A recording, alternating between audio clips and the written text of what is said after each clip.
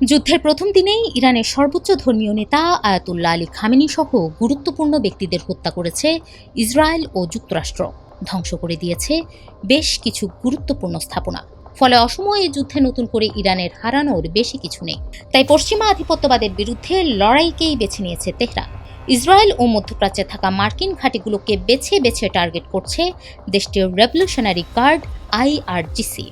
সেই আঘাতের তীব্রতাই এখন হাড়ে হাড়ে টের পাচ্ছে ওয়াশিংটন।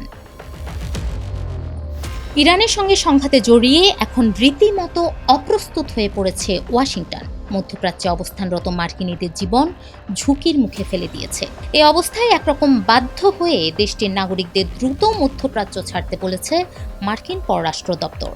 দেশগুলোর মধ্যে রয়েছে বাহরাইন, মিশর, ইরান, ইরাক, ইসরায়েল, পশ্চিম তীর ও Gaza, Jordan, Kuwait, Lebanon, Oman, Qatar, Saudi Arab, Syria, সংযুক্ত আরব আমিরাত ও ইয়েমেন।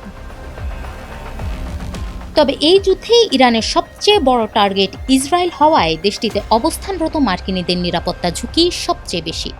এক্ষেত্রে দেশটিতে অবস্থানরত মার্কিনীদের ইসরায়েল ছাড়তে বললেও কোনো সহায়তা করতে পারছে না ওয়াশিংটন।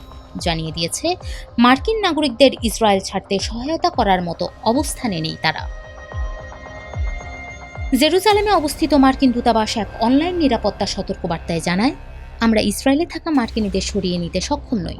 তবে ইসরায়েলের পর্যটন মন্ত্রণালয় মিশরের তাবা সীমান্ত ক্রসিং পর্যন্ত শাটল বাস চালু করেছে।